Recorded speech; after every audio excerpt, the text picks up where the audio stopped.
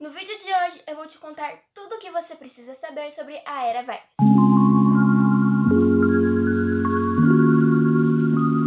Oi, meu nome é Isabela, sejam bem-vindos a mais um vídeo.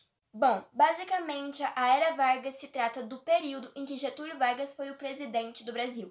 Esse período durou entre 1930 a 1945. Sim, ele ficou 15 anos no poder e depois ele vai voltar a ser senador e depois vai voltar a ser presidente de novo. Mas esse vídeo vai ser só sobre o primeiro governo dele, né, de 1930 a 1945.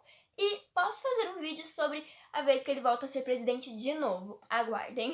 A Era Vargas foi dividida em 3 períodos: o governo provisório, o governo constitucional e o Estado Novo. Gente, o Vargas era um homem de fases, era calculista e gostava muito de poder. Ou seja, se você estava pensando aqui, ele já estava pensando lá na frente. Bom, para não ficar nenhuma dúvida, vamos ver o contexto histórico. O que estava acontecendo no mundo perto da Era Vargas? A Primeira Guerra Mundial tinha acabado e a Europa estava devastada. Em 1929, ocorreu a quebra da Bolsa de Valores em Nova York, que também afetou o mundo todo. E aqui no Brasil estava tendo fogo no parquinho por causa das repúblicas oligárquicas. Você sabe o que são as repúblicas oligárquicas? Você não sabe? Eu vou explicar. A república oligárquica é basicamente o café com leite, ou seja, Minas Gerais e São Paulo se revezavam para governar o país. Então, por que estava tendo fogo no parquinho aqui no Brasil? O atual presidente era um Washington Luiz, um paulista. E para as próximas eleições, ele deveria indicar um mineiro, mas ele não fez isso. Ele indicou um paulista, o Júlio Prestes.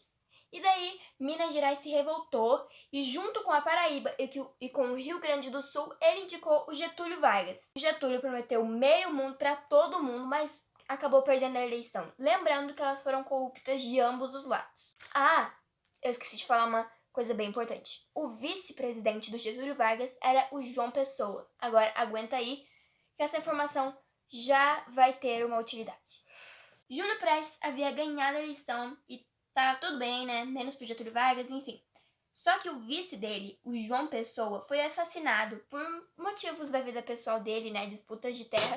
E Getúlio Vargas usou isso a seu favor e declarou que aquilo era um crime político. E com a ajuda dos militares que estavam temendo uma futura guerra civil, Getúlio Vargas assume o poder do Brasil. Esse período histórico ficou conhecido como a Revolução de 1930, né? Que aconteceu, logicamente, em 1930, que colocou Vargas no poder. Lembrando que a Revolução de 1930 não significou a chegada do povo no poder. A elite continuou do mesmo jeito. E uma das primeiras coisas que Vargas fez ao chegar no poder foi acabar com as repúblicas oligárquicas, porque em um Brasil oligárquico, um presidente não tem tanto poder. E como eu já falei pra vocês, Getúlio Vargas era fascinado por ter poder, ele amava ter poder em suas mãos. Bom, lembra que eu falei pra vocês que existia 3 períodos na Era Vargas? Nós entramos agora no governo provisório. O que aconteceu no governo provisório? O Vargas instaurou o Código Eleitoral, que garantia o voto secreto e o voto feminino. Mas analfabetos não poderiam votar. Ou seja, isso era só falar que a elite votava, né? Que a elite comandava o país, porque só as pessoas ricas conseguiam pagar um professor para aprender a ler e a escrever. Ou seja, a elite votava nela mesma e a estrutura do Brasil não mudava. Ele também criou a Justiça Eleitoral para fiscalizar, né, as coisas, para ver se tudo estava sendo cumprido certinho. E instaurou a educação pública. Ele diminuiu o poder dos estados, né? Porque em uma república oligárquica, um estado tem muito poder, né? Centralizado. Então, ele diminuiu os poderes e colocou de governantes amigos e militares. E instaurou o concurso público. Nesse meio tempo, teve a Revolução Constitucionalista, ô palavrinha difícil, de 1932, né? Que basicamente São Paulo queria uma constituição, né? Tá certíssimo. Essa revolução durou 3 meses e São Paulo foi vencido. Nesse meio tempo também, o café brasileiro foi muito desvalorizado por conta da crise de 1929 e ele queimou 70 bilhões de sacas de café, que eram equivalentes a 3 anos de consumo mundial para valorizar o café brasileiro novamente. E daí, finalmente, temos uma Constituição, né? A Constituição de 1934. Nessa Constituição falava que o Brasil era uma república federativa e os estados com autonomia, que era uma mentira. também falava que um presidente tinha um mandato de 4 anos e não poderia ser reeleito, e que as eleições seriam diretas, menos a próxima eleição, que seria indireta. E adivinhem, 2 dias depois o Vargas ganhou a eleição. Ele oficializou o Código Eleitoral, instaurou o ensino primário obrigatório e gratuito e a legislação trabalhista, que são férias remuneradas, estipulação de trabalho para mulheres e crianças, descanso semanal, essas coisas. E daí começa um novo período da Era Vargas, o governo constitucional, que são militares e oligarquias perdendo os poderes. Nesse meio tempo, logo no começo do governo constitucional, foi criada a AIB, Ação Integralista Brasileira, que era de extrema direita. Eles tinham uma saudação igual ao do nazismo, só que em vez de falar Heil Hitler, eles falavam Anauê, que significa você é meu irmão. Eles eram anticomunistas, socialistas, antiliberal e anticapitalista, e achavam que as pessoas deveriam pensar todas da mesma forma. Cadê a liberdade de expressão? Também é criada a ANL, Ação Nacional Libertadora. Ela era antifascista e tinha assim como presidente o Luiz Carlos Prestes. Nesse meio tempo ocorre a Intentona Comunista. Lembrando que o nome Intentona Comunista é um nome pejorativo dado ao movimento, que só foi dado depois que esse movimento aconteceu, logicamente. Mas, enfim, vamos prosseguir. A Intentona Comunista foi basicamente uma tentativa de tirar o Vargas do poder. E o líder, assim, que era o Luiz Carlos Prestes, foi preso. E a esposa dele, que era a Olga, que é de cultura pop, que todo mundo sabe, que ela foi deportada de volta para a Alemanha. E ela era uma judia que veio da Rússia para trabalhar aqui no Brasil. Eu vou corrigir na edição se eu estiver errada. Mas enfim, ela é deportada de volta para a Alemanha e o Vargas sabia o que ia acontecer com ela na Alemanha. E mesmo assim, ela foi deportada. E ela estava grávida. Ela teve o filho, na verdade, a filha, no campo de concentração. Ela teve a filhinha dela lá no campo de concentração sozinha. Ela teve o parto sozinha. E morreu em uma câmara de gás. E a mãe do Luiz Carlos Prestes pegou a menininha e levou para ela ser criada junto com a família. Depois disso, o Vargas declara estado de sítio, onde basicamente o presidente controla os 3 poderes, Ele já é o executivo, ele controla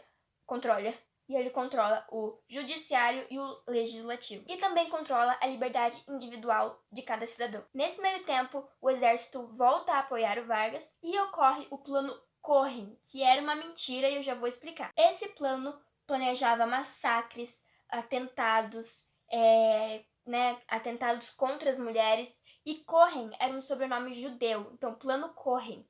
Mas isso era uma mentira, E para os comunistas não entrarem no poder, de acordo com o Vargas, ele instaura uma ditadura aqui no Brasil, que foi anunciada na rádio, Foi anunciada na Hora do Brasil, que atualmente chama Voz do Brasil, e o golpe foi anunciado na rádio. E finalmente chegamos ao terceiro e último período da Era Vargas, que se chama Estado Novo, que não passa de uma propaganda política. Por quê? Estado Novo, Vocês não conhecem a República Velha, que são basicamente das oligarquias e tal? Então, era uma propaganda política, porque Estado Novo, ou seja, tudo que era antes do Estado Novo, tudo isso é velho, a partir de hoje vai ser tudo novo. E eu não lembro em que lugar eu vi, mas eu vi uma comparação, tipo assim, Idade Média e Iluminismo, Que a Idade Média é considerada a Idade das Trevas e o Iluminismo é considerada o século das luzes. É instaurada a Constituição Polaca em 1937. E por quê? Constituição Polaca. Porque foi inspirada na Polônia e em outros países fascistas, e porque polaca eram os nomes dados às prostitutas que vinham do leste europeu. Segundo Boris Fausto, eu vou ler, porque foi ele que escreveu, então eu tenho que ler.